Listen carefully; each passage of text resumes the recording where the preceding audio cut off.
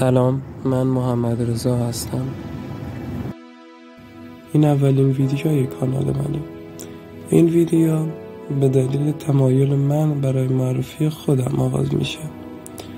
متاسفانه من افسردگی شدیدی دارم و همین الانم در تقابل برای فقط زنده موندنم.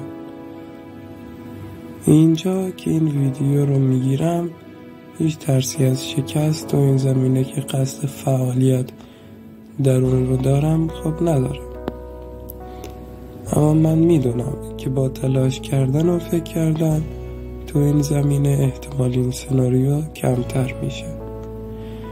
ممکنه هیچ کس حرفایی که در این ویدیو میزنم رو گوش نکنه و خب نفهمه، اما حداقل میدونم که این گفته ها فقط یه سری تراوشات در ذهنی عمیق نیستند و جای گفته شدن.